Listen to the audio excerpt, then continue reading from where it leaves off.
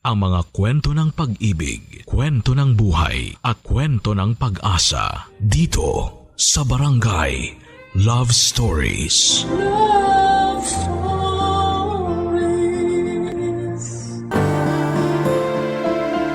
Ang halaga ng mga anak ay hindi lamang nasusukat sa kaya nilang ibalik sa naging sakripisyo ng mga magulang.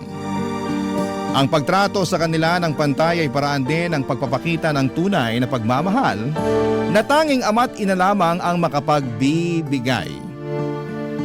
Ikaw, kabarangay, sa anong paraan mo naramdaman na mahalaga ka sa iyong mga magulang? Dear Papa Dudut, magandang araw po sa inyo at sa lahat ng mga nakikinig ngayon sa Barangay Love Stories. Tawagin niyo na lamang po ako sa pangalang RJ.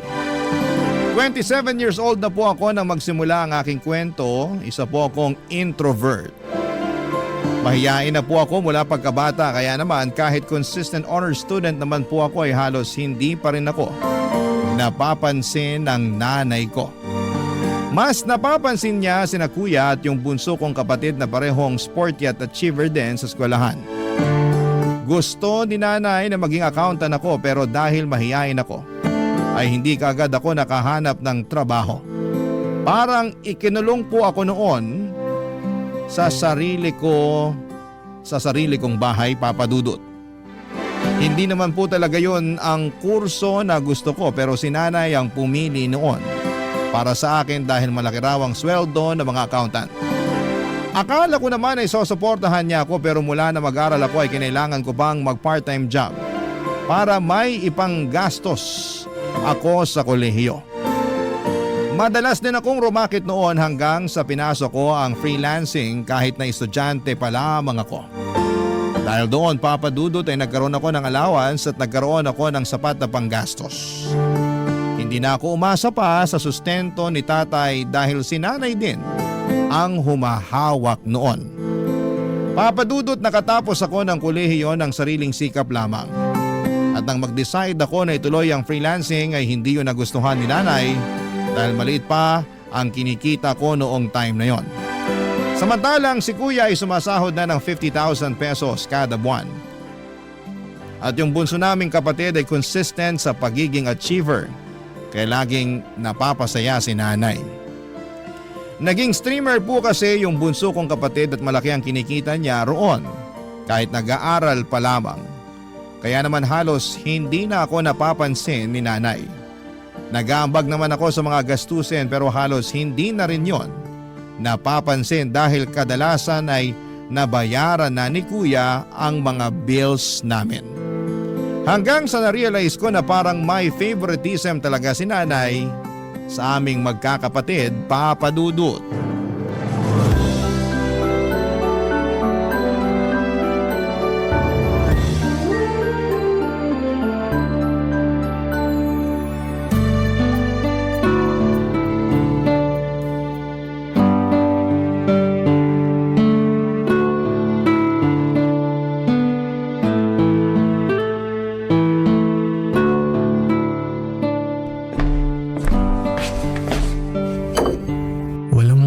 Kasirola.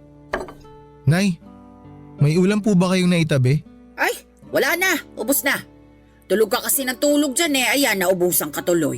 Nagtatrabaho po ako sa kwarto, hindi po ako natutulog lang. So, sinong niloko mo? Lagi kang nagkukulong sa kwarto mo. Tinatawag ka pero wala kang naririnig. Pasensya na po kayo kung hindi ko kayo narinig.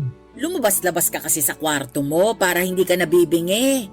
Ginagawa mo kasing opisina yung kwarto mong hindi man lang nasisikatan ng araw eh. Di po ako pwede dito sa labas magtrabaho, maingay po rito eh. Ah, ganon? Sa tingin mo nakakaabala pa kami sa'yo? Nakakahiya naman, RJ. Nay naman, hindi po yun yung ibig kong sabihin. Kailangan ko lang po talaga ng tahimik na lugar para sa trabaho ko. Kaya nga po sa kwarto na lang Hindi ako ako interesado sa ginagawa mo. Kung gusto mong makakain, magluto ka ng sarili mong hapunan. Wala kang kasambahay dito. Ay, magdedalata na lang po ako. Kung ginamit mo sana yung tinapos mo, maganda na sana yung trabaho mo ngayon. Yung kasabayan mo, kumikita na ng 60,000 monthly. Samantalang ikaw, Kulang pa sa sarili mo yung sinesweldo mo. Hindi ko alam kung bakit nagtitiis ka pa dyan sa pipitsuging trabaho mo eh. Samantalang ang daming magagandang opportunity sa'yo sa labas. Nag-iipon lang naman po ako ngayon, Nay. Mag-i-exam din po ako. Kailangan ko lang po masecure lahat ng gagastusin ko. Itutuloy ko naman po eh. Sus! Kahit nga hindi ka na mag-exam, maganda pa rin yung magiging trabaho mo. Ang sabihin mo, kulang ka sa diskarte. Mas gusto mong magmukmok sa kwarto. Bakit hindi mo gayahin yung kuya mo? Ang laki na nang naitulong sa akin. Hindi ko na kailangan problemahin yung mga gastusin dito sa bahay kasi siya na yung bahala. Talo ka pa nga nung bunsong kapatid mo eh. Mas malaki pa yung kinikita kaysa sayo. Ay, ewan ko nga ba kung bakit nagkaroon ako ng anak na kagaya mo. Darating din naman po ako ron, Nay. O ay kailan pa? Kapag wala na ako. Kapag hindi ko na mapapakinabangan yung pinaghirapan mo. Nagbibigay din naman po ako para dito sa bahay ah. Di nyo lang po napapansin kasi mas malaki yung binibigay sa inyo ni Kuya. Pinagmamalaki mo yung ambag mo rito sa bahay, dilata lang yung kayang bilhin. Uy, tama lang pala na dilata yung ulamin mo. Kasi yun lang naman yung kayang bilhin ng sweldo mo. Ay, sige na po, Nay. Simula po ngayon ako nang bahala sa pagkain ko. Para hindi na rin po makadagdag sa mga problema nyo. Sa susunod, ikaw naman yung magbayad ng kuryente. Ang lakas mo rin kumonsumo pero yung kuya mo yung nagbabayad. Nay, di po ba nag-abot ako sa inyo ng 2,000 nung nakaraan? Kulang yon. Kaya sa susunod na buwan, ikaw naman yung magbayad. Wala naman pong problema sa akin yun eh. Kung may iba pa po kayong pababayaran sa akin, sabihin nyo lang po. Magagawan ko naman po ng paraan yun. Aba, hindi ka na dapat sinasabihan. Magkusa ka na. Yun ang dapat. Opo, Nay, magkukusa na po. Nga pala, kailangan na ring palitan yung washing machine. Baka naman gusto mong ikaw na yung bumili ng bago. Para may ambag ka naman sa mga gamit dito. Sige po, paglalaanan ko na po sa susunod kong sweldo. Meron pa po ba kayong sasabihin? Maglibot ka rito sa bahay nang makita mo kung ano yung mga kailangan palitan. Alam nga namang lahat na lang sasabihin ko pa sa'yo. Ay, sige po, magluluto na muna ako ng pagkain para makabalik na ako sa trabaho ko.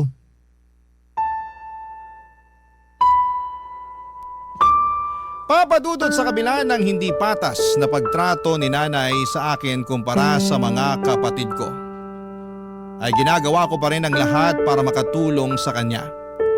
Sa katunayan, 80% ng sweldo ko ay binibigay ko na kay nanay para wala na siyang masabi. Hindi ko na lang iniisip na hindi ako tinulungan ng nanay ko noong nag-aaral ako sa kolehiyo. Ang mahalaga na lamang sa akin ay may ambag ako sa bahay sa pagbabaka sakaling magbago rin ang pakikitungo sa akin ni nanay. Papadudot, bukod po sa hindi ko naranasang maging paborito ni nanay, ay hindi ko pa rin po nararanasang magkaroon ng girlfriend. May mga nakikilala naman po ako sa social media account ko pero palagi akong nafe-friend zone. Gaya na lamang ni Ederlyn. Naging close kami noong binasted niya ako at sa kanya ako madalas naglalabas ng sama ng loob. At palagi rin naman siyang nagbibigay ng advice. Pinigilan ko naman ang sarili ko na hindi na ma-fall sa kanya pero sa katagalan ay hindi ko na yon napigilan. Lalo na nang mag-decide si Ederlyn na makipagkita sa akin, papadudot.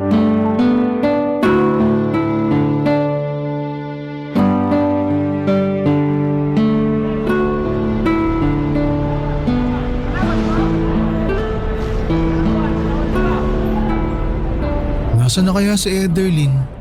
Sabi niya nakababa na siya ng bus ah. RJ!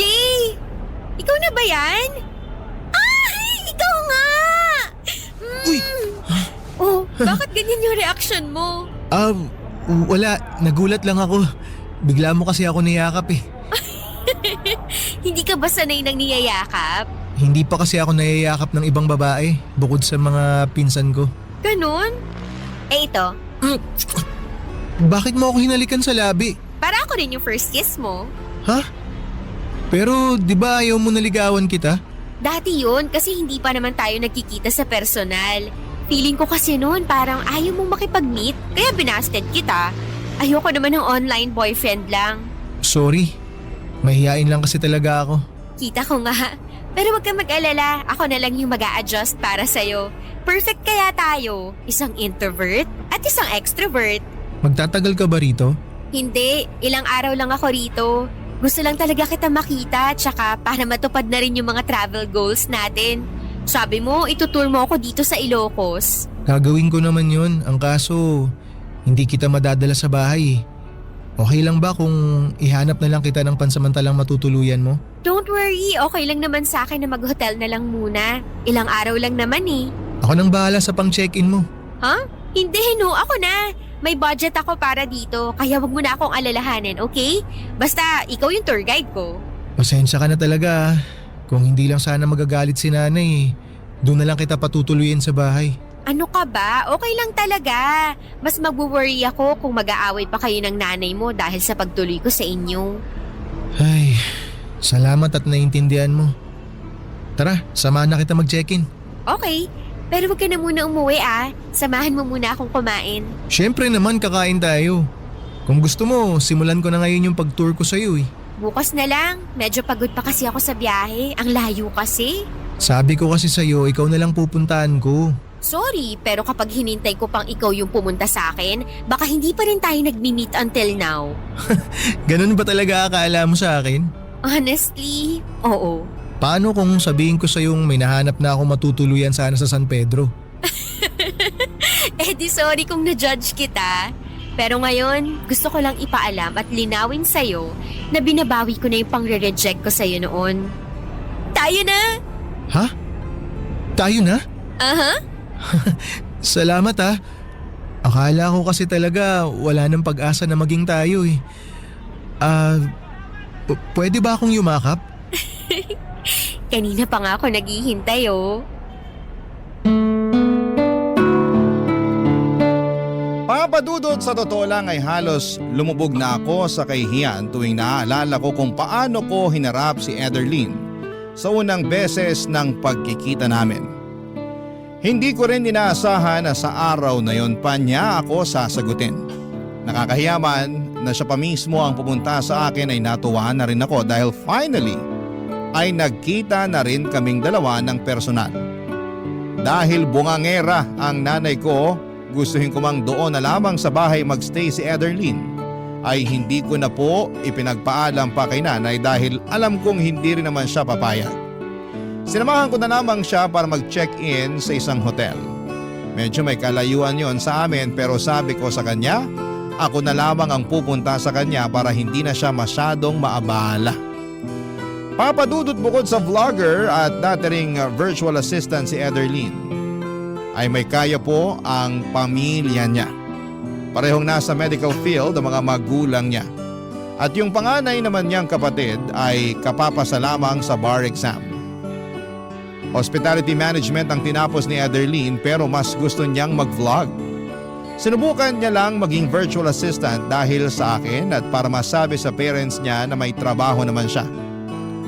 Pero sa kabila ng estado nila sa buhay, kahit minsan ay hindi ko nakita ng kaartihan si Ederlyn.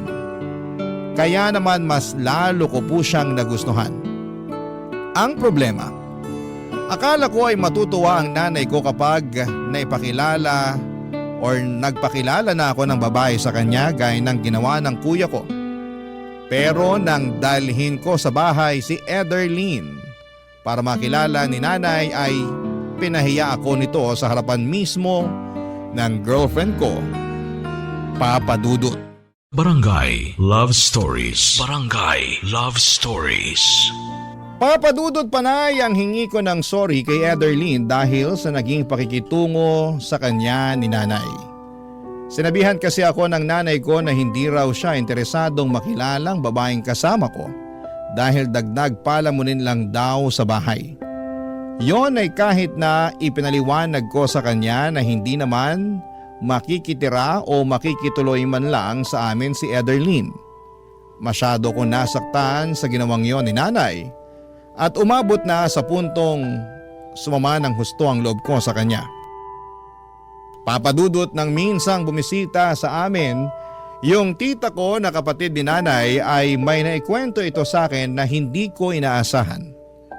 Noong ipinagbubuntis pala ako ng nanay ko ay nagkaroon sila ni tatay ng malalang pag-aaway.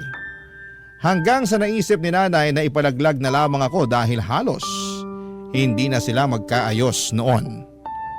Pero nangako si tatay na mananatili sa tabi ni nanay hanggang sa maipanganak ako, kaya hindi yun natuloy.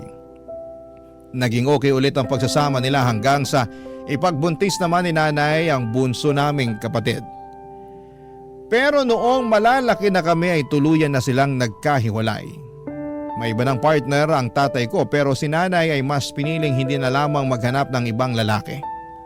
Sabi niya mas gusto niya raw na ituon ang atensyon niya sa mga anak niya. Pero parang nakalimutan naman niya na anak niya rin ako, Papa Dudut.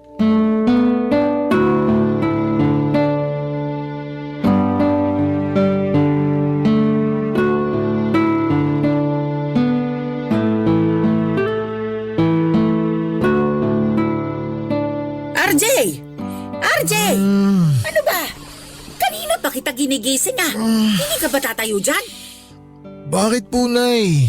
Natutulog ko pa lang po eh. Sakit pa ng ulo ko. Paanong hindi sasakit puyat ka ng puyat? Wala namang kakwenta-kwenta yung ginagawa mo. Bumangon ka na riyan. Ay, eto babangon na. Ano po bang problema? Mag-empake ka na ng mga gamit mo at ipapalinis ko tong kwarto mo. Po, bakit kailangan ko pang mag-impake? May iba nang magkakwarto dito. Ha? Saan naman po ako niyan matutulog? Wala na pong ibang kwarto dito sa bahay. Kung hindi mo kayang matulog sa sala, maghanap ka na lang ng mauupahan. Matanda ka na.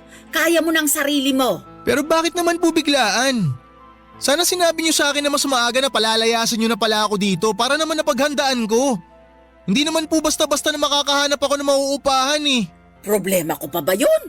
Gawin mo ng paraan. Basta alisin mo yung mga gamit mo rito kasi may iba nang gagamit ng kwarto. Sino naman po? Kung gusto niyo, rirentahan ko na lang tong kwarto ko para… Ay, hindi pwede. Dito natitira yung mapapangasawa ng kuya mo. Pero habang hindi pa sila ikinakasal, magkahiwalay muna sila ng kwarto. Pero Nay, bakit kailangan ako yung umalis? Sino bang pinakamaliit yung ambag dito sa bahay? Di lumabas din yung totoo Anong pinagsasasabi mo? na may paborito kayong anak. Wala akong paboritong anak. Ikaw ha? Wala ka nang naitutulong sa akin kung ano-ano pang sinasabi mo. Totoo naman eh. Palagi na lang si Kuya tsaka si Bunso yung pinapaboran nyo. Porki sila yung nakakapagbigay ng malaking pera sa inyo. Pagdating sa akin, palaging mainit yung ulo nyo. Palagi na lang kayong galit. Lagi kayong nakasinghal. Parang di anak yung turing nyo sa akin. Dadramahan mo pa talaga ako. Ako yung magdedesisyon kung hanggang kailan ka lang pwedeng manatili sa bahay na to. Kaya bilisan mo na ang pagkilos dyan. Darating na mamaya yung girlfriend ng kuya mo. Mas pipiliin nyo pa talagang patirahin yung ibang tao dito kaysa sa sarili nyong anak? Grabe naman kayo, Nay. Pwede namang sina Kuya yung mangupahan kung balak talaga nila magpakasal. Tsaka hindi lang naman po sa inyo tong bahay eh. Si tatay po ang nagpatayo nito kaya may karapatan akong tumira dito. Yung girlfriend ni Kuya, meron ba? Hindi naman po siya parte ng pamilya. Pues ngayon, parte na siya ng pamilya. Kaya may karapatan na siya. At ikaw, total naman paalamunin ka lang dito sa bahay. Mas mabuti nang magsarili ka na nang matuto ka naman. Sige po, aalis ako rito. Patirahin nyo kung sino mang gusto nyong patirahin dito sa bahay nyo. Pero hindi na ako makikihati sa mga gastusin. Tsaka hindi na ako aasa na itatrato nyo ako na parang anak nyo rin. Kasi ganyan na kayo dati pa. Hindi kayo patas sa amin. Pero magantay lang kayo. Patutunayan ko sa inyo na kaya ko pang higitan yung ginagawa ng mga paborito nyong anak. Sinasabi ko sa inyo, balang araw, Nay, kakailanganin nyo rin ako. Papa Dudut, nadala na po ako noon ng emosyon ko kaya nasabi ko yon kay nanay. Hindi ko po kasi matanggap na mas gusto pa ni nanay na magpatira sa bahay namin nang hindi niya naman kadugo. Samantalang ako na ginagawa ang lahat para makatulong sa kanya kahit na matagal na niyang pinaparamdam na kinalimutan na niya ako bilang anak ay hindi niya man lang binigyan kahit katiting na konsiderasyon. Nagmukha akong kawawa noong araw na pinalayas niya ako. Nag-offer naman sa akin yung mga pinsan ko na sa kanila muna tumira pero tumanggi ako dahil kapag nalaman yon ni nanay ay hindi niya titigilan ang pangiinsulto sa akin. Pansamantala ko na lamang na iniwan sa kanila yung mga gamit ko habang naghahanap ako ng paupahan. Nang malaman ng girlfriend kong si Ederlyn na pinalayas ako ni nanay, sinabi niya sa akin na mangupahan na lamang daw kaming dalawa para makabukod na rin siya sa parents niya at magkaroon ako ng ka-share sa renta habang nag-iipon. Hindi naman ako nagdalawang isip noon dahil paraan na rin yon para makalayo kina nanay. Ipinamigay ko na lamang yung iba kong mga gamit, kaunti lang yon dinala ko at kasama na roon yung mga gamit ko sa trabaho. Nakapagsimula ako at nagkaroon ng payapang buhay nang hindi kasama ang nanay ko, Papa Dudut.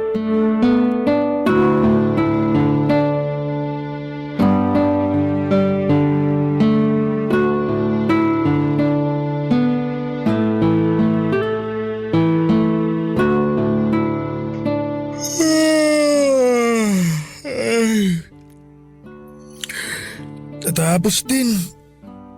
Babe, may karapatan na ako matulog. Eh di congrats. Sige na, matulog ka na. Ako na lang muna mag-grocery mamaya. Ha? Hindi, sasamahan kita. Mamaya na lang ako matutulog pag uwi natin. Ayan ka na naman. Okay lang naman sa akin na ako na lang muna. Wala pa naman akong gagawin eh. Nakapag-upload na ako kanina. Mukhang mas maganda yung kitaan dyan sa ginagawa mo ha. Pwede ba ako dyan? Alam mo, buti na itanong mo yan. Matagal ko na nga sanang gustong i-offer sa'yo. Pero ayoko lang kasi na ma-feel mo na baka naliliitan ako sa sweldo mo, kaya ako yun gagawin. Ikaw talaga? Di naman ako mag-iisip ng ganun. Gusto ko nga kumita ng malaki para mas mabilis makaipon. Para kapag nagkita ulit kami ng nanay ko, wala na siyang dahilan para maliitin at insultuhin ako. Nga pala, hindi ka man lang ba kinukumusta ng mga kapatid mo? Bakit naman nila ako kukumustahin? Sa sobrang masunurin nila kay nanay, baka nakalimutan na talaga nila ako. Tsaka di rin naman ako umaasa. Kung noon nga na nasa iisang bahay lang kami, parang hindi nila ako kilala. Ngayon pa kaya na malayo na ako sa kanila. Bakit ba kasi ganun yung pamilya mo? Kung ako siguro yung makakaranas niyan, baka na-depress na ako. Buti nga matibay pa rin ako kahit papaano. College pa lang ako, ganun na si nanay sa akin eh. Si tatay naman, once in a blue moon na lang kung mangumusta. Nagbibigay lang sa akin nung nag-aaral pa ako kapag naaalala niya. Kapag nakalimutan niya, sorry na lang. Hindi naman ako makapagsabi sa kanya kasi alam ko na hawak nung bagong partner niya yung Facebook account niya. Baka pag-awayan lang nila yung pagsuporta sa akin. Kaya ba nag-part-time job ka na lang noon? Oo. At never yun na-experience ng dalawang kapatid ko kasi mahal na mahal sila ni nanay. Ay, hindi ko talaga gets yung mga nanay na hindi patas sa mga anak nila. Pare-pareho lang naman kayong dugot laman ng nanay nyo. Pero totoo pala talaga yung ganun, no? Na may mga parents na may favoritism. Ay, hayaan mo na. Mas mabuti na rin siguro na nangyari to para hindi na lumalim pa yung sama ng loob na nararamdaman ko sa nanay ko. Nakakabilib ka talaga, babe. Gusto ko naman yung part na may gusto kang patunayan sa nanay mo. Dama ko yung gigil mo ron eh. Pero nararamdaman ko rin na mahal mo pa rin siya. Hindi naman basta-basta mawawala yun. Nanay ko pa rin naman siya. Nanay mo nga siya, pero parang hirap na hirap naman siyang magpakananay sa'yo. Sabi mo nga, ginagawa mo naman lahat para makatulong sa kanya pero hindi niya yun nakikita. Pero pagdating sa dalawa mong kapatid, may special treatment siya. Ibig sabihin ba nun, magiging nanay lang siya kapag malaki na yung naiaabot na pera? Eh di parang sinusweldohan nyo na lang siya sa pagiging nanay niya sa inyo. Ewan ko ba dun kay nanay? Masyadong mainit yung dugo niya sa akin. Iniisip ko nga, kung naging CPA kaya ako, palalayasin pa rin kaya niya ako. Ikaw lang makakasagot niyan, babe. Ikaw yung mas nakakakilala sa nanay mo eh. Hanggat maaari, ayoko nang magsalita ng masama against sa nanay mo. Kasi alam kong pinapahalagahan mo pa rin siya. Basta sa akin, palagi ka may special treatment. Hindi mo kailangan patunayan yung sarili mo sa akin kasi mas gusto kong sabay nating patunayan na hindi tayo nagkamali sa desisyon nating magsama.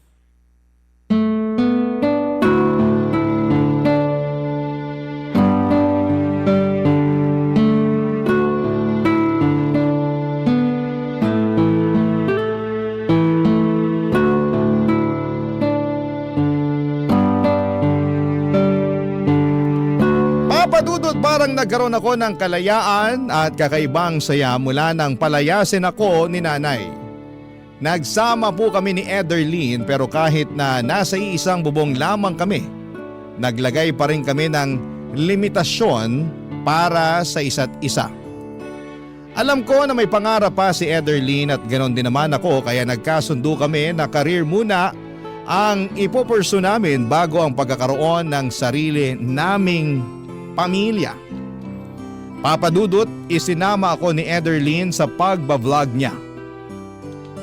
Mahilig kasi siya sa mga riding adventures at pumunta sa iba't ibang mga lugar kasama ang mga pinsan niya. Libangan niya lamang daw yon noong una hanggang sa dumami ang kanyang followers and subscribers. May account din siya sa iba pang streaming platforms at kumikita rin siya sa pagla-live doon. Nakabili siya ng may kamahalang motor na ginagamit niya sa pag-rides.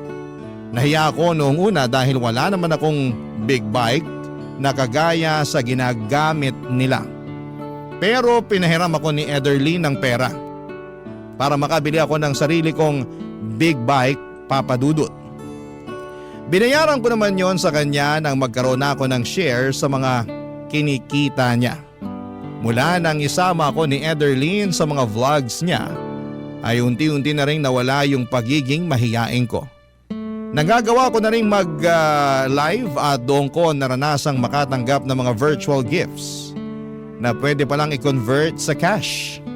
Dahil streamer din yung bunsong kapatid ko, nakarating kay nanay yung ginagawa ko at hindi ko inaasahan. Ang ginawa niya, Papadudot. Barangay Love Stories. Barangay Love Stories. Papadudot, nung nakakuha kami ni Ederlyn ng mga endorsement, naisipan naming magnegosyo na rin habang ipinagpapatuloy ang pagiging vlogger namin. Dahil hindi naman habang buhay yung swerte namin doon. Nagkaroon kami ng sarili naming shop ng motorcycle parts. Pero dahil hindi naman kalakihan ang kinikita namin doon ay naisipan na rin naming subukan yung custom apparel printing at hindi naman namin pinagsisihan ang naging resulta. Sinuportahan kami ng mga kasama namin sa Riders Club at ng mga naging kaibigan namin ni Ederlyn. Hindi talaga namin nakalaing magbo-boom yung business namin na yon kaya medyo binawasan na namin ang oras sa vlogging para magkaroon pa rin kami ng sapat na pahinga. Matapos nga ang 3 taon sa dami ng mga magagandang nangyari sa buhay ko, mula nang magsama kami ni Ederlyn ay hindi ko na alam kung paano ko pa siya mapapasalamatan. Papadudot, sinamahan niya ako sa mga panahong down na down ako. At wala pang may pagmamalaki. Sa mga panahong yon ay hindi niya pinaramdam sa akin na siya ang mas may pera. Tinuruan niya ako kung paano dumiskarte at kumawala sa comfort zone ko. Kaya naman naisipan ko noong mag-propose sa kanya. Noong time kasi na yon ay sigurado na akong siya na ang babaeng gusto kong makasama sa panghabang buhay. Tinanggap naman niya ang proposal ko kaya matapos yon ay pinasimulan na rin namin yung dream house naming dalawa. Gusto naming mabuo muna yon bago kami magpakasal. Pero nung binisita namin yung pinapagawa naming bahay, may sumugod sa akin ng wala akong kamalay-malay, Papadudot.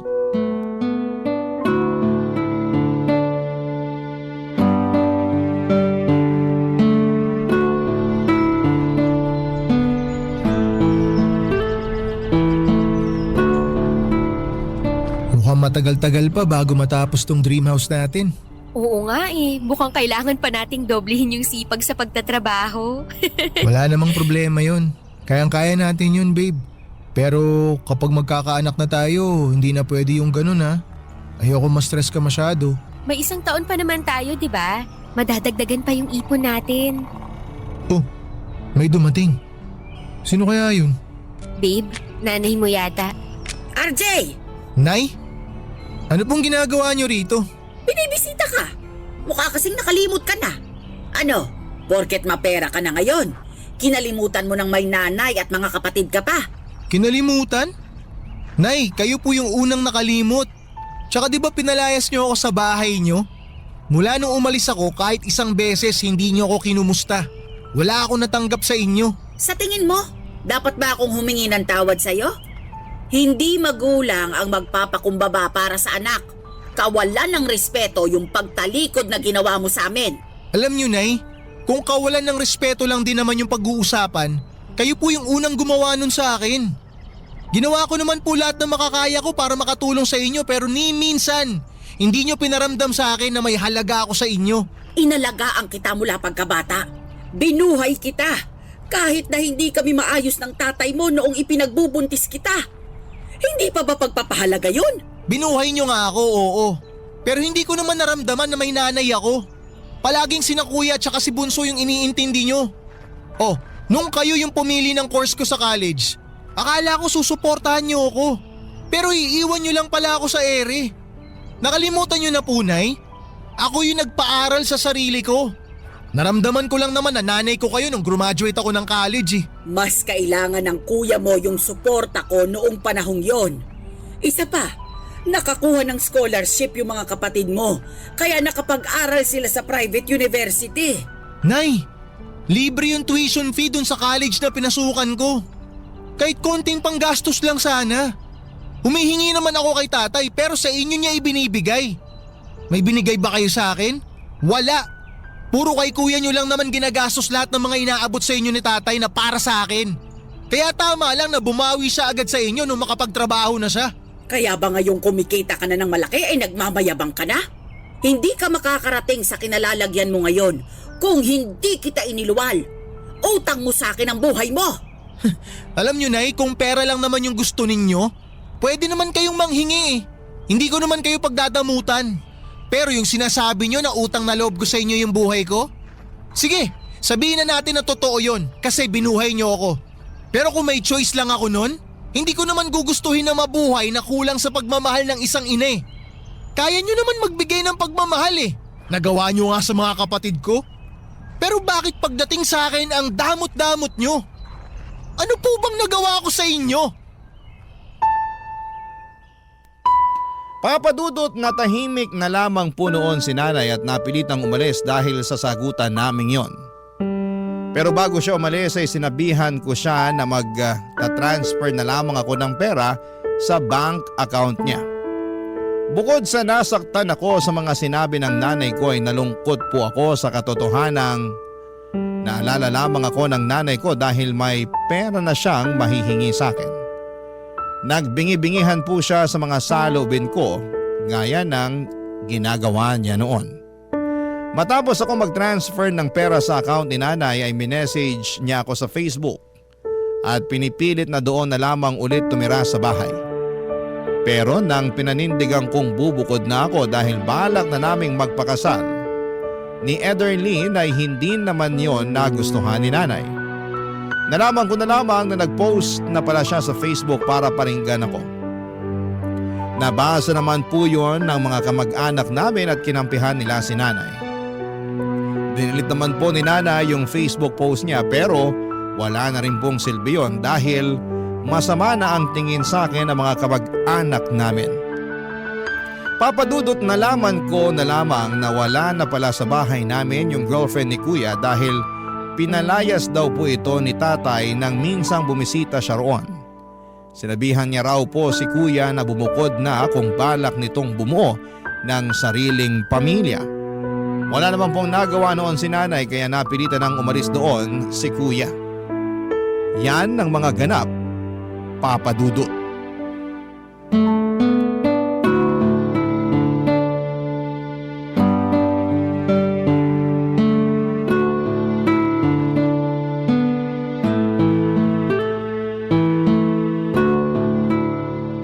Ano babe, kumusta sa bahay niyo? Ayun, dalawa na nga lang sila ng kapatid kong bunso. Pero magulo pa rin. Bakit naman? Yung bunso kasi namin natutong bumarkada. Porke maagang kumita ng sariling pera, lumaki yung ulo. Hindi na nakikinig kay nanay. Kaya ngayon, bukod sa hindi na nakakapag-live streaming, hindi pa pumapasok sa school. Kaya dropped out ang kinahinatnan. Gusto ni nanay na pagsabihan ko yung kapatid ko, hindi naman makikinig sa akin yun. Nangihingi siya ng suporta. Pag-aralin ko raw hanggang makatapos ng college. Anong sinabi mo sa nanay mo? Pumayag ka ba? Wala naman sanang problema sa akin yun kasi kaya ko pang diskartehan pero hindi ko naman nakikita sa kapatid ko na gusto niya mag-aral eh. Halos hindi na nga umuwi sa bahay. Yung tatay mo, ayaw na bang suportahan yung kapatid mo? Ayaw na eh. Wala na raw siyang ganang suportahan yung ganong katamad mag-aral. Hindi ko naman siya masisisi. Sino ba naman kasing gaganahan magpaaral sa taong hindi naman nagpupursigi? Nakakaloka talaga yung pamilya niyo, babe. Buti na lang, iba ka sa kanila. Kung hindi ako pinalayas noon ng nanay ko, impyerno pa rin sana buhay ko ron. Ano palang plano mo? Makikipag-ayos ka ba sa nanay mo? Ay, hindi ko alam babe. Parang kahit ano namang gawin ko, masamang anak pa rin ang tingin niya sa akin eh. Pero nagbibigay ka naman ng pera sa kanya, di ba? Oo, nagbibigay pa rin ako. Hindi ko siya pagdadamutan. Pero di na ako umaasang magkakaayos pa kami. Di na rin ako umaasa na mararamdaman ko pa na mahal ako ng nanay ko. Buti pa nga si tatay kahit na para siyang kabuting pasulpot-sulpot lang sa bahay, may malasakit pa rin siya sa akin. Sorry ha, pero kaya lang naman kayo nagkasira-sira kasi masyadong mukhang pera yung nanay mo. Hindi kaya yun din yung dahilan kaya sila naghiwalay ng tatay niyo? Hindi ko alam kung ano talagang dahilan ng paghihiwalay nila. Pero sa nakikita ko, mukhang ganun na nga. Tsaka kung titingnan si tatay, hindi rin niya pinagsisisihan na hiniwalayan niya si nanay. Masaya na siya sa bago niyang partner. Tsaka okay naman kami ni tatay. Tinanggap ko na lang na iba na yung priority niya. Pero ang importante, naaalala niya pa rin na may mga anak siya kay nanay. Pero yung nanay mo, sa tingin mo ba, wala na talagang pag-asa na maayos yung relasyon niyo? Paano kapag ikakasal na tayo, hindi mo ba siya iimbitahin? Sa totoo lang, di ko alam. Baka mag-skandalo pa siya sa simbahan pag nagkataon eh. Alam mo babe, mas maganda pa rin talaga na magkausap kayo ulit. Yung mas mahinahon at mas maayos na pag-uusap para maintindihan niyo yung isa't isa. Ang hirap kasi na may mabigat ka pa ring dala-dala kasi hindi maayos yung relasyon yung mag-ina. Alam ko naman na hindi ikaw yung nagkulang. Pero subukan mo lang na ikaw ulit yung lumapit sa kanya. Baka sakaling lumambot yung puso niya sa'yo. Ay, sige, susubukan ko. Basta babe, kahit anong mangyari dyan sa gagawin mo, nandito lang ako. Hindi ako makikialam sa pag-uusap niyo kasi baka mas lalo lang gumulo. Lalo na hindi ako gusto ng nanay mo. Oo babe, huwag ka na makialam. Ayoko rin kasi na madamay ka sa gulo na meron yung pamilya ko eh. Tsaka wala ka namang kailangang gawin. Yung suporta mo pa lang sa akin, sobra-sobra na. Kaya kung hindi man ako sinuwerte na magkaroon ng masayang pamilya, kayang gawa ng paraan yun. Bubuo na lang tayo ng dream family natin. Papadudot mula nang mawala sa bahay si kuya ay hindi na ito nagbigay pa ulit ng pera kay nanay. Kaya naman sa akin na palaging nangungulit ang nanay ko. Nangungumusta naman siya pero bago pa man ako makasagot ay may kasunod na kaagad na hihingi siya ng pera. Kahit nag-uusap na kami at sinusubukan kong makipag-ayos sa kanya ay parang wala pa rin namang nagbago sa relasyon namin. Mas gusto pa rin niyang makasama si kuya. Nabalitaan ko kasi na pinupuntahan niya si kuya sa inuupahan nito at minsan ay naglilinis pa doon. Pero kahit na hindi na nagbibigay sa kanya si kuya ay hindi niya ito pinagsasanitaan ng kagaya sa ginagawa niya sa akin. Hanggang sa pagkakataong yon ay pinapakita pa rin niyang favorite niya si kuya kahit ako na ang sumusuporta sa kanya. Pero noong malapit na ang kasal namin ni Ederlyn, nagulat na lamang po ako noong dumating si nanay sa bahay namin. Umiiyak siya at gustong humingi ng tawad sa mga nagawa niya sa akin. Nalaman ko na itinaboy pala siya ni kuya at ipinahiya sa harapan ng girlfriend nito nang masunog ni nanay nang hindi sinasadya ang kabibili nitong damit. Sino ba naman po ako para hindi ko patawarin ang nanay ko, Papa Dudut? Sa ngayon ay maayos na po ang relasyon naming mag-ina. Natuloy na rin po yung kasal namin ni Ederlyn pero sa halip na gawin naming magarbo ay intimate wedding na lamang po ang pinili naming mag-asawa. At syempre kasama ko po roon ang dalawa kong magulang. Kahit nahiwalay na sila, pinili pa rin nilang maging magulang para sa akin noong araw na yon, kaya hindi ko po yun makakalimutan.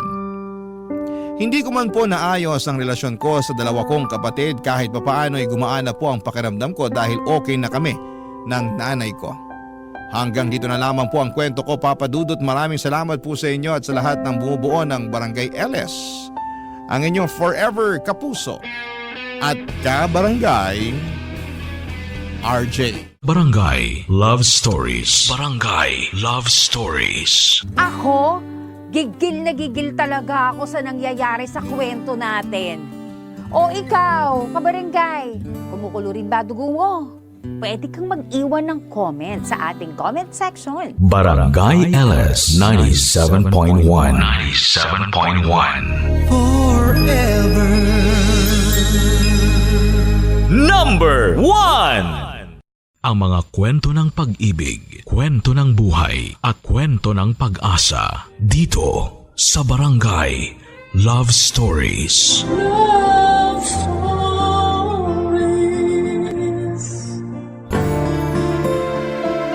Marami tayong kayang isakripisyo para sa pagmamahal.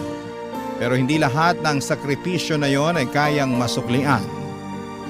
Ikaw, kabarangay, hanggang kailan mo mamahalin ang taong hindi mo alam kung kaya rin bang mahalin ng pabalik? Dear Papa Dudut, may kanya-kanya tayong dahilan kung bakit natin nagugustuhan ng isang tao. Minsan pa nga ay hindi natin maipaliwanag ang dahilan kung bakit ba lumalalim ang espesyal na nararamdaman natin para sa kanila. Na para bang may sariling buhay ang puso natin na bigla na lamang nahuhulog sa isang tao. At wala na tayong ibang magagawa kung hindi ang sumunod na lamang dito.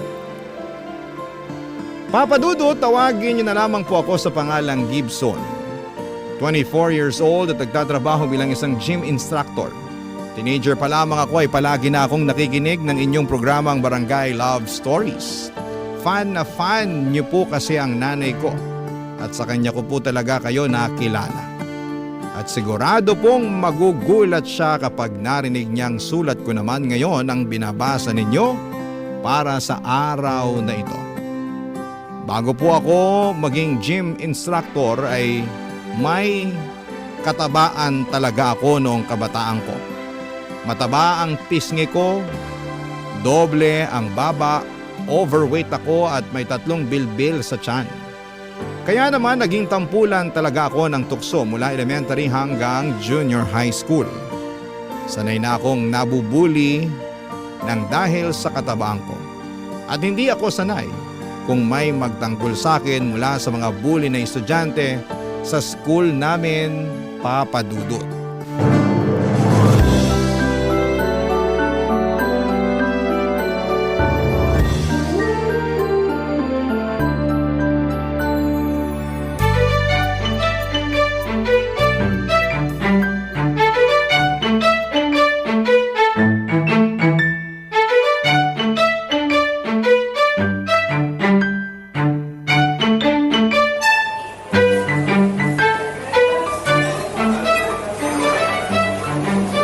Hi Angel, nagdala ako ng Japanese cake para sa'yo.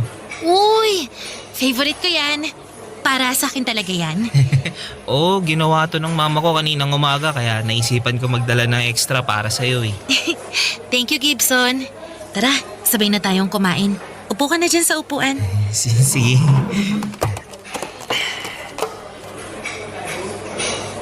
Uy, ang sarap naman ito. Sakto kasi strawberry flavor din ang favorite ko talaga. Nakakatuwa naman na sakto pa lang ginawa ni mama. Nako, super sakto talaga. Kasi kanina pa ako nagugutom dito sa kantin. Nag-iisip pa lang talaga ako ng kakainin ko bago ka dumating eh. Bakit nga pala naisipan mo kung bigyan itong Japanese cake? Wala. Gusto ko lang ding mag-thank you. Mag-thank you?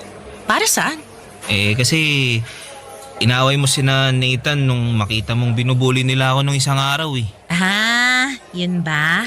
Oh, wala yun.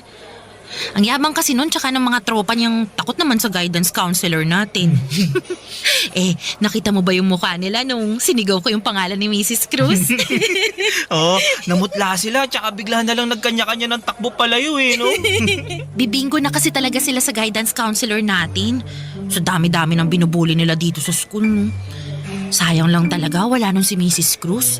Di sana, napatawag ulit sila sa guidance office, di ba? Oo nga, sayang Pero, thank you ulit Angel Alam mo, sa totoo lang, hindi mo naman kailangan gawin yun Kasi sanay na akong tinutokso nila dahil sa... Sa pagiging chubby mo? Oo, ganun na nga. Uy Gibson, hindi kita binubuli totoo naman kasing chubby ka, di ba? Pero, huwag ka mag-alala. Kasi kahit doble pa yung baba mo, di hamak naman na mas gwapo ka pa rin kay Nathan tsaka sa kahit sino pang tropa niya, no? Talaga? Oo! Nuto mo lang ako kasi binigyan kita ng Japanese cake Ano ka ba? Bakit naman kita uutuin? Nagsasabi lang ako ng totoo. Kita mo naman yung mukha niya, di ba? Ang daming malalalim na pimple marks. Samantalang yung mukha mo, tingnan mo parang kutis artista. Uy, bakit namumulay ang pisngi mo? Okay ka lang ba, Gibson? Oo, okay lang ako. Sigurado ka ba? Kasi parang biglang naging mansana sa pula yung pisngi mo Ano lang, para kasing biglang uminit dito sa loob ng kantin. Angel, babalik na pala ako sa classroom Babalik ka na kagad sa classroom? Hindi ka pa nga tapos kumain Kasi may kailangan pa nga pala akong tapusin para sa project natin sa physics. Mamaya na pa sa di ba? Babalikan ko lang sa classroom. Paano pala yung isang container ng Japanese cake na dala mo? Sa'yo na lang yan. Busog naman na ako. Busog? Isang piraso pa nga lang yung nakakain mo. Oo, nagda-diet na kasi ako Sige na, Angel. Kita na lang tayo mamaya. Bye-bye. Papadudot, transferee si Angel sa school namin at bago siya mag-transfer ay sanay na talaga akong nabubuli ng ibang estudyante. Lalo na kapag hindi ko kasama ang mga kaibigan ko. Kagaya ng sinabi ko kanina ay sanay naman na ako kasi mula elementary pa lamang ay nararanasan ko na yon. Pero noong unang beses na pinagtanggol ako ni Angel, pakiramdam ko noon, isa siyang anghel na bumaba sa lupa para maging guardian angel ko. 3 lalaking estudyante kasi ang bumubuli sa akin noon sa may likod ng stage. Tapos ay biglang sumigaw si Angel na ano daw ang ginagawa nila sa akin. Kasunod ang pagtawag sa pangalan ng guidance counselor namin na naging dahilan ng pagtakbo ng mga bully kong schoolmate. Dahil nakadapa ako halos sa lupa noon, nilapitan ako ni Angel at tinulungan niya akong tumayo. Tinulungan niya rin akong pagpagan ang nadumihang kong polo at pantalon. Sinabi niya noon na dapat daw ay hindi ko sila hinahayaan na bulihin ako. Dapat daw ay lumalaban ako para matakot sila sa akin. Habang sinasabi niya yon ay nakatitig lamang ako sa mukha niya. At yun ang unang pagkakataon na naramdaman ko kung paanong magkagusto sa isang babae. Naging close kami kahit paano at na-miss ko talaga siya nang dumating ang summer vacation. At umaasa ako na pagdating namin ng senior high ay magle-level up kahit papaano ang closeness namin ni Angel, papadudot.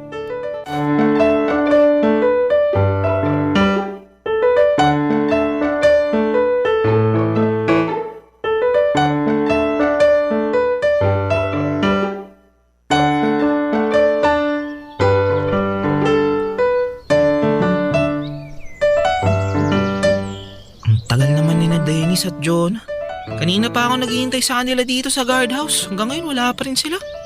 Uy! Gibson! Angel. Bakit nandito ka sa guardhouse? May hinihintay kasi ako Sino? Girlfriend mo? Naku, hindi Wala akong girlfriend. Alam ko namang wala kang girlfriend. Hindi ka nga marunong manligaw, di ba? Pero sino nga hinihintay mo? Yung mga kaibigan ko, sina Dennis at Jonah. May usapan kasi kami na dito kami magkikita-kita Okay. Kala ko naman kung sinong hinihintay mo. Ay, kamusta pala yung summer vacation mo? Okay lang. Hindi naman kami umalis ng bahay kaya wala masyadong exciting na kwento. Sa bagay. Kami kasi umuwi naman ng province ng mga magulang ko. Pero alam mo, may napansin ako sa'yo, Gibson. Ha? Ano yun? Napansin ko na parang nadagdagan lalo ang bilbil natin ah. Pisilin ang bilbil ni Gibson. Woo! Angel, malakas ang kiliti ko dyan. Huwag mo pisilin ang bilbil ko. Sorry, nakakagigil kasi yung mga bilbil mo eh. Tapos nadagdagan pa ngayon. Puro kain lang din kasi ko buong bakasyon eh. Halata nga. Pero wag kang mag-alala. Cute ka pa rin naman kahit chubby ka eh. Ikaw din, maganda ka pa rin hanggang ngayon. Mas lalo ka pang gumanda eh. Ano yan? Ha? May sinabi ba ako? Oo, may sinabi ka. Hindi ko lang masyadong naintindihan kasi parang bumubulong ka. Ano ba yung sinabi mo kanina? Ano lang yun? Gibson! Ha? Nandyan na pala yung mga kaibigan ko. Uy, sorry. Late kami sa usapan natin. Tagal kasing kumilos nitong si Dennis eh. Dinaanan ko pa sa bahay nila. Ay, sorry na istorbo yata namin yung pag-uusap niyo ni Angel. Ay naku, hindi. Sinamahan ko lang yung si Gibson habang hinihintay niya kayo. Alam niyo na, baka mapagtripan na naman ng mga estudyanteng walang magawa sa buhay. Pero, palis na rin naman ako. Uy, Gibson, kita na lang ulit tayo mamaya ah. Sige, bye-bye Angel. Bye-bye, Angel. Uy, di naman ako ganyan magsalita Ay, kanina. hindi ba? Pero pansin ko, konti na lang mababali na yung leg mo kakahabol ng tingin sa kanya. Lakas talaga ng tama mo kay Angel, no? Pero alam mo, kung ako sa'yo, sa ibang babae na lang ako magkakagusto. Naku, tama ka dyan, Dennis. Kasi kung tibo lang ako, hindi rin ako magkakagusto dyan kay Angel. Bakit naman? Maganda naman si Angel tsaka mabait po. Ayun na nga, maganda siya kaya ang daming nagkakagusto sa kanya. Normal naman na maraming magkagusto sa kanya. Tsaka wala naman akong balak na ligawan siya. Hindi nga. Oo nga. Crush ko lang siya tsaka hindi ko siya planong ligawan kahit kailan kasi alam ko naman na mababasted lang ako eh. Buti naman, alam mo. Grabe naman kayo. Akala ko ba magkakaibigan tayo? Kaibigan ka namin kaya ayaw ka naming masaktan. Ay, alam mo kasi Gibson, kilala ko yung mga naging ex-boyfriend ni Angel. Lahat sila gwapo, saka maganda yung katawan. Kaya ngayon pa lang, alisin mo na talaga sa isip mo na magkakagusto siya sa'yo. Papadudot muse ng campus namin si Angel kaya naman kilala talaga siya na maganda sa school namin. Marami ang nagkakagusto sa kanya at alam ko rin na ilang beses na siyang nagka-boyfriend at tama ang mga kaibigan ko. Walang-wala talaga ako kung ikukumpara sa mga itsura ng naging ex-boyfriend ni Angel. Pero nang mga panahon na yon ay kontento naman na ako sa friendship na meron kami. Masaya na ako na nakakapag-usap kami sa pang-araw-araw kaya hindi na ako kailangan pang paalalahanan ng mga kaibigan ko.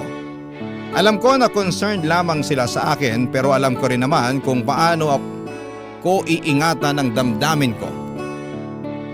Kasi ng mga panahon na yon, Papadudot, nakokontrol ko pa talaga yung nararamdaman ko para kay Angel kahit na sekretong nagmamahal na ako sa kanya. Barangay Love Stories. Barangay Love Stories. Papadudot, mas lalo kaming naging close ni Angel sa senior high. Bukod sa klase ay nagkikita rin kami sa isang maliit na nursing home na malapit lang din sa school namin na pagmamay-ari ng isang matandang dalaga na si Nanay Pilar.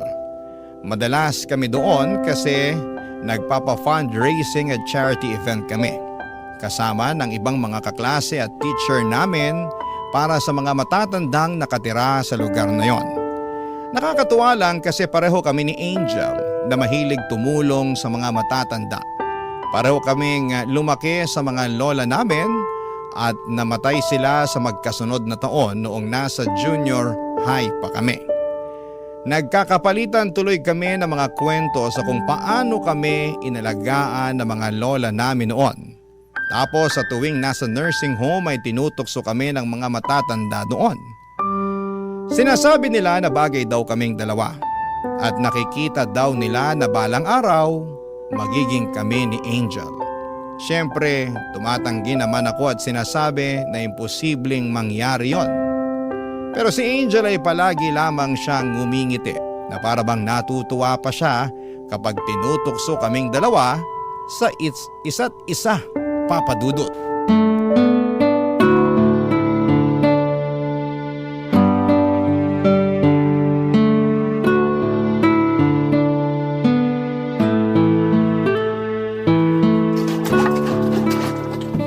Gibson, tulungan na kita sa paglilikpit mo dyan. Hindi, ayos lang. Patapos na rin naman ako dito eh. Hayaan mo nang tulungan kita. Kasi ang dami mo nang ginawa sa buong maghapon. Kaya ko na to. Pumasok ko na sa loob kasi medyo mainit dito sa labas. Tsaka konti lang din naman yung mga ginawa ko kanina eh. Kaya hindi naman ako masyadong napagod. Ha? Anong konti doon? Ikaw na nga yung nag-setup sa living area para sa pag-games natin kay na lolo't lola. Tapos ikaw na rin yung naglikpit ng mga kalat doon pagkatapos ng mga activity na ginawa natin. At ngayon, ikaw pa yung naglilikpit dyan sa lababo. Hindi pa nga ako pagod. Kaya huwag ka na mag-alala sa akin. Aba, ang sipag mo naman talaga ngayon na. Baka mamaya bigla ka nalang pumayat dyan. Naku, mamimiss ka tong mga bilbil mo. Uy, Angel, huwag mo nga pisilin yung mga bilbil ko. Sinabi ko na sa'yo malakas ang kiliti ko dyan eh. Baka kasi bigla na lang mawala to eh. Sinusulit ko lang napisilin ngayon. Grabe ka sa mga bilbil ko. Pero sige, para matapos na yung pangungulit mo, itabi mo na lang yung mga baso at pinggan na nabanlawan ko na. Di na yun. Buti naman at pinatulong mo na rin ako dito. Baka kasi hindi ka tumigil sa pangungulit mo dyan eh. Nasaan na ba kasi yung mga kaibigan mo? Bakit ang aga nilang umalis ngayon? Si Jonah, may family gathering daw sila na kailangan puntahan. Si Dennis naman, hahabol daw sa basketball game nila. Sumabay pa talaga sila sa ibang kaklase natin na umalis ng ganito kaaga, no? 2 na lang tuloy tayong naiwan para maglinis ng mga kalat dito. Mabuti na lang, mabilis kang magligpit ng mga kalat kahit chubby ka. Ikaw, kanina mo pa napapansin ng mga bilbil ko ah. May problema ka ba sa pagiging chubby ko? Uy, wala ah. Sabi ko nga sa'yo, ang cute-cute mo kahit chubby ka. Oo na. At kanina mo pa sinasabi yan kahit nung kasama natin sina Lola sa loob. Tuwang-tuwa kasi sila sa mga bilbil mo. Sinasakyan ko lang para lalo silang matuwa. Yun naman ang goal natin, di ba? Pasiyahin yung mga lolo't lolang nakatira dito sa nursing home ni Nanay Pilar. Ganun. At ako pa talaga yung pinahin mo para pasiyahin sila? Ha? Uy! Gibson ah! Bakit mo naman ako binasa ng tubig galing sa gripo? Wala akong pamalit na damit. Huwag ka mag-alala, may dala akong extrang t-shirt. Eto, mas mababasa ka dito sa tabo ng tubig na to. Uy! Gibson, ano ba? Ay, go ah. Gusto mo ng basaan ah? O eto, isang plangganang tubig para sa'yo. Uy! Grabe ka naman, Angel. Parang gusto mo na ako paliguan ah. Hey! Ano bang ginagawa niyo at basang-basa dito sa likod ng kusina? Ay, Nanay Pilar. Si Gibson po kasi, binuhusan ako ng isang tabo ng tubig. Uy, kalahating tabo lang naman nun ah. Ikaw nga isang plangganang tubig binuhos mo sa akin eh. Para natuloy akong naligo oh. Ay, kayo talagang mga bata kayo.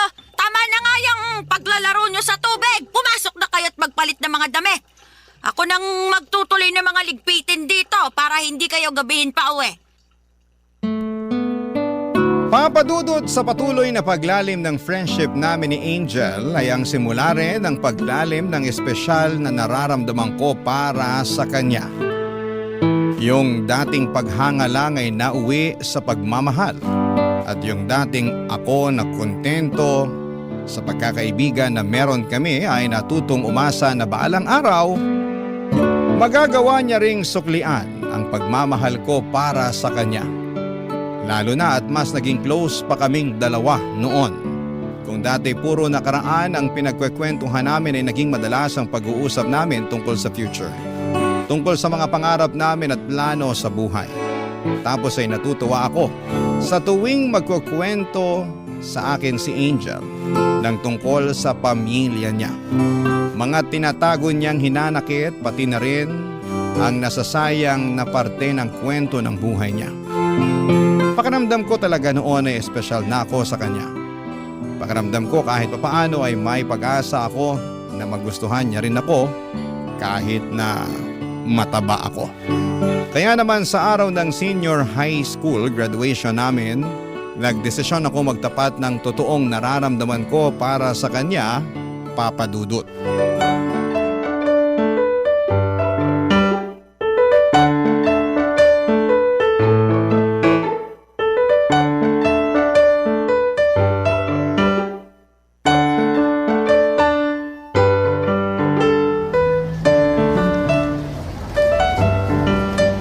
Nasaan na kaya si Angel? Sana naman di pa siya umuwi. Masasayang pa yata tong bouquet ng flowers na binili ko para sa kanya. Bakit ba naman kasi ang dami pa ring tao dito sa may labas ng covered court eh. Nahihirapan tuloy akong hanapin siya.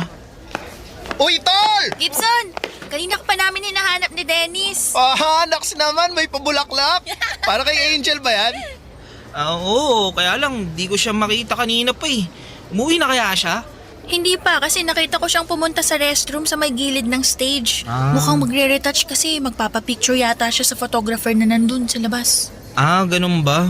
Mabuti naman. Kala ko masasayang na itong mga bulaklak na binili ko para sa kanya eh. Mukhang may mababasted mamaya. Grabe ka naman sa friend natin, Dennis. Mali mo naman sagutin siya ni Angel. Angel baby. Ito naman ako manliligaw kay Angel. Para saan yung bulaklak na yan kung hindi ka pala manliligaw sa kanya? Gusto ko lang siyang bigyan nito para i-congratulate kasi sa wakas, graduate na tayo. So, congratulations lang talaga sasabihin mo sa kanya mamaya? Oo. Nako, pustahan, hindi yan congratulations lang.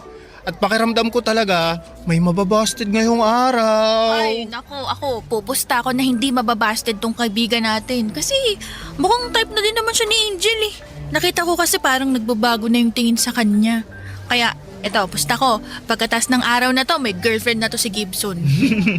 Talagang pinagpupustahan niyo pa akong dalawa. Grabe kayo sa akin. Uy, Gibson. Palapit na dito si Angel, oh.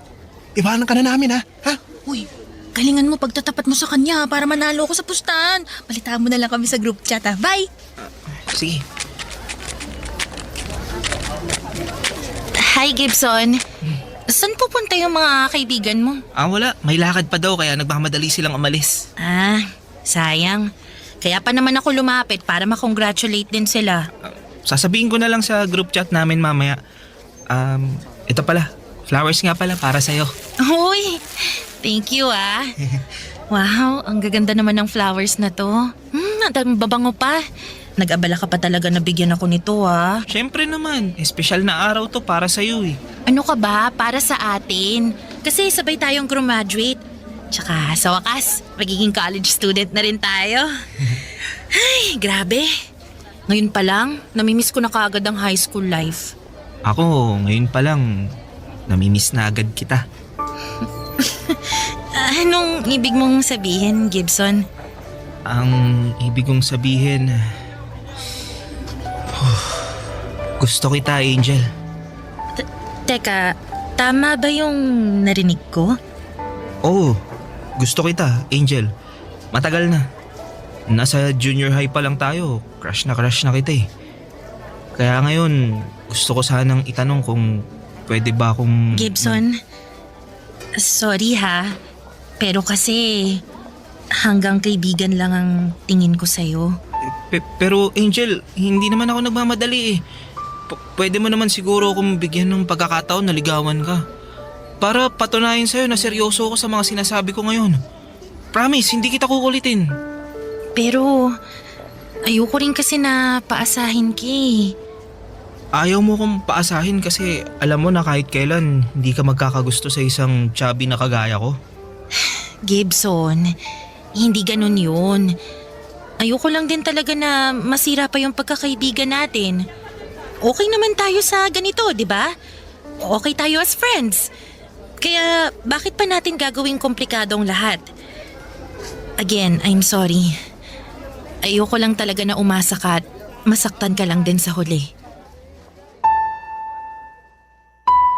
Papa Dudut, doon pa lang sa part na hindi ako pinatapos ni Angel sa gusto kong sabihin ay alam ko na kaagad kung saan papunta ang pag-uusap na yon. Pero sinubukan ko pa rin ituloy ang lahat. Tinapos ko pa rin ang gusto kong sabihin para wala na akong maramdaman na kahit na anong pagsisisi sa huli. Nagawa ko pa ngang ngumiti kahit sobrang nagpipigil na ako ng mga luha ko noon. Nang tumalikod na si Angel at magsimulang maglakad palayo mula sa kinakatayuan ko ay kaagad kong pinunasan ang mga luha ko.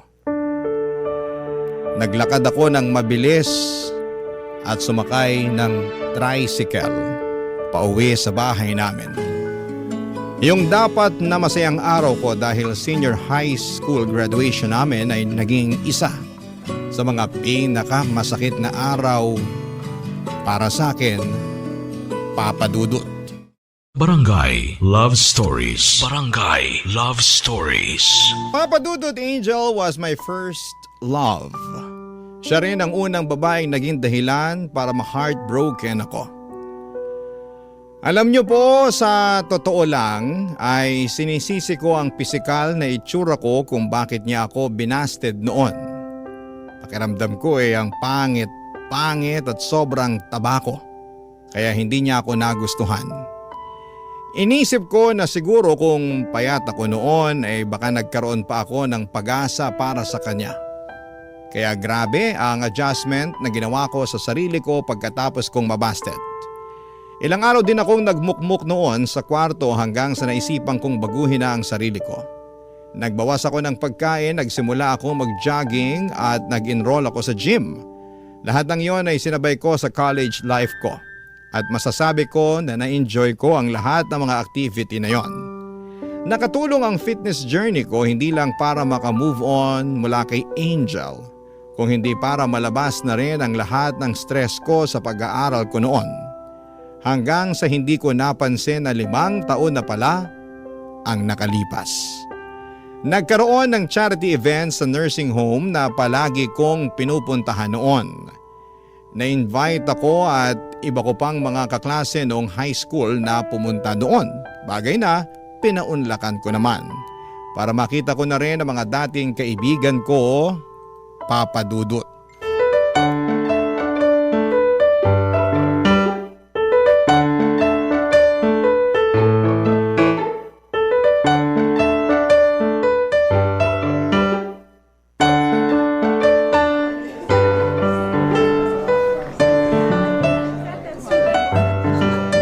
Dennis? Jonah? Uy! Hi, Angel! Uy, kayo nga! Kumusta? Ito, ayos lang. Pero itong isang kaibigan namin, baka lang naman gusto mo ring kamustahin. Uy, teka! Gibson? OMG, ikaw nga! Grabe ang laki ng pinagbago mo. Di naman masyado. Ang laki ng pinayat ng kaibigan namin, no? Anyway, maiwan muna namin kayong dalawa. Parang may nakita ako na kailangang ayusin banda dun eh. Tara na, Jonah. Ay, oo, sige, tara. Tara. Grabe talaga. Hindi kita nakilala. Yan din yung sabi ng mga ibang mga dating kaklase natin. Kaya nga wala masyadong bumabati sa akin mula kanina pa eh. Tapos nagugulat na lang sila kapag nagpapakilala ako. Kasi, grabe naman yung transformation mo. Pero, bumagay naman sa'yo. Nakakagulat lang talaga. Ay, thank you nga pala sa pagpunta dito sa charity event para sa nursing home ni Nanay Pilar. Alam mo naman na basta para kay Nanay Pilar at sa mga lolo at lola sa bahay na to, palagi ako maglalaan ng oras. Congrats nga din pala dun sa fun run for a cause na inorganize mo last month Ang daming runners. Teka, tumakbo ka rin sa event namin? Oo, hindi na nga lang kita nalapitan kasi nakita ko sobrang busy mo. Grabe Gibson, sobrang thank you talaga Sa fun run pa lang pala namin, nakasupport ka na. Wala yun. Mahilig na rin kasi talaga akong sumali sa mga fun run. Alam mo na, running era. Oo nga Nako, buti na lang talaga pumatok ang running era na yan.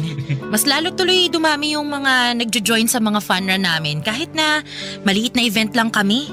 Nakikita rin kasi ng mga runners na Fun Run for a Cause yung ino-organize nyo at kung saan napupunta yung mga kinikita nyo. Nakapost lahat sa social media page nyo kaya marami na nangihingahan na mag-join sa event nyo. Nakakatuwa naman at mukhang updated ka talaga sa mga event namin, ha? Di naman masyado. Pero di ba may Fun Run ulit kayo sa susunod na buwan? Hindi raw updated, pero ngayon alam kagad ang susunod na event namin. Nakita ko lang din sa nakapost sa page nyo kahapon. May alam din kasi ako ng mga pwedeng maging sponsor nyo. Ibibigay ko na lang sa'yo yung contact number nila para matawagan mo at masendan mo ng proposal. Hala, talaga Gibson? Naku, sobrang laking tulong yan para sa event at beneficiaries namin, ha? Ngayon pa lang, sobrang thank you na talaga sa tulong mo. Ang ganda naman kasi talaga ng advocacy ng mga event nyo eh. Kaya ang sarap suportahan. Huwag kang mag-alala, maghahanap pa ako ng ibang pwedeng makatulong sa event nyo.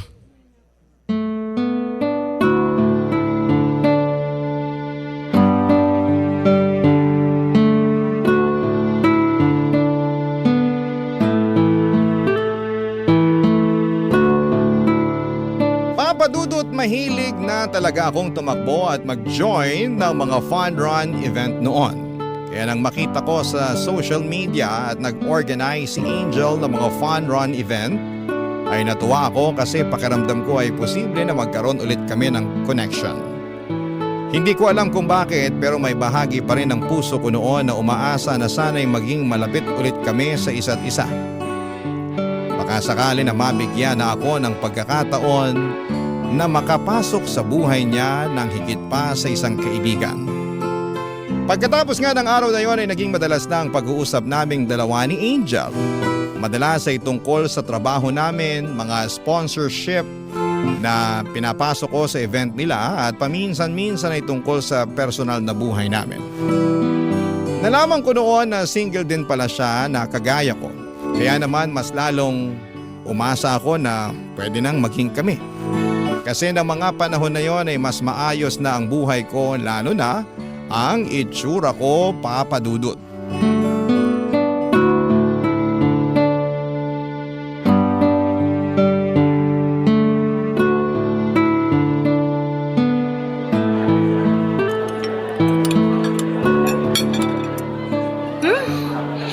Grabe, ang sarap pala ng pagkain sa restaurant na to. Lalo na tong Bicol Express. Swabe yung anghang. Yan talaga ang bestseller nila dito. Minsan nga, hindi pa yung nagiging available kasi ang daming umu-order eh. Masarap naman kasi talaga. Tapos, ang lambot pa ng pagkakaluto sa pork. Nakakatuwa kasi hindi mahirap ngayain.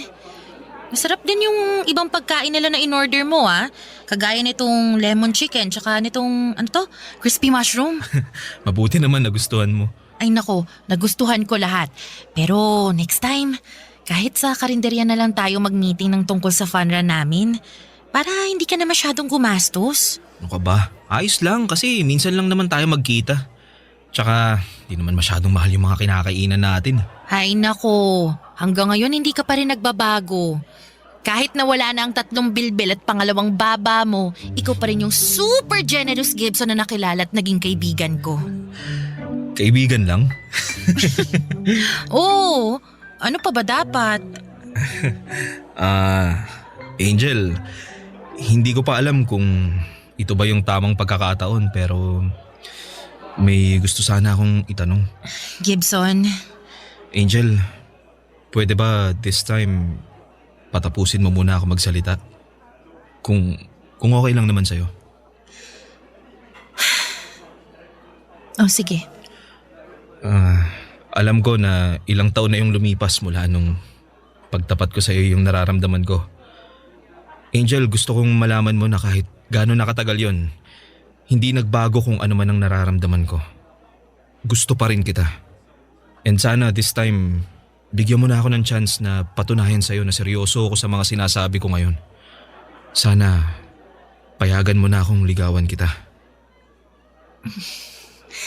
Gibson, una sa lahat, gusto kong mag-thank you sa lahat ng effort mo para sa akin. Simula noon hanggang ngayon. Pero kasi Kasi hindi pa rin pwede? Kasi hindi mo pa rin ako gusto? Angel, bakit Bakit kaya hindi mo muna ako bigyan ng chance na ligawan ka? Ang laki na ng pinagbago ko. At ginawa ko ang lahat ng to para sa'yo. Pero Gibson, hindi ko naman sinabi sa'yo na gawin mo yan eh. Hindi ko sinabi na baguhin mo ang sarili mo para sa akin. Ginawa ko to. Kasi ang buong akala ko, magugustuhan mo na ako kapag pumayat ako. Kapag naging fit ako. Kapag naging successful ako sa buhay ko. Angel, hindi ko maintindihan eh. Ano pa bang kulang sa akin? Walang kulang sa'yo, Gibson. Kung ganun, bakit ayaw mo pumayag na ligawan kita? Kasi nga ayoko na nagpapaasa ng tao. Ayoko na umasa ka sa akin. Sorry talaga, pero hanggang friendship lang ang kaya kong ibigay sa'yo eh. Di mo man lang ba talaga susubukan? Hindi mo man lang ba ako bibigyan ng chance? Bibigyan ng chance tapos ano? Masasaktan ka lang sa huli. Masasayang lang ulit lahat ng effort mo para sa akin. Gibson, ayoko ng ganun. Ang pinaka-ayoko sa lahat yung binibigyan ko ng pag-asa yung tao na alam ko namang hindi ko kayang magustuhan. Ayoko nang nagpapaasa. Gibson, mabuti kang tao. Walang mali sa'yo, totoo yun. Pero, hindi lang talaga ako yung babaeng para sa'yo.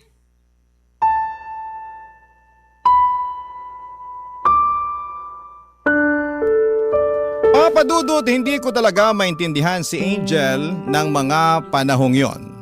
Masasabi ko na may itsura naman ako at bonus pa na maalaga ako sa katawan ko at may magandang trabaho. Pero bakit hindi ako magustuhan ni Angel? Bakit hindi niya ako mabigyan ng chance na mas makilala pa ng higit sa isang kaibigan? At pagkatapos nga ng pag-uusap namin na yon ay nakipagkita ako sa mga kaibigan kong sina Dennis at Jonah.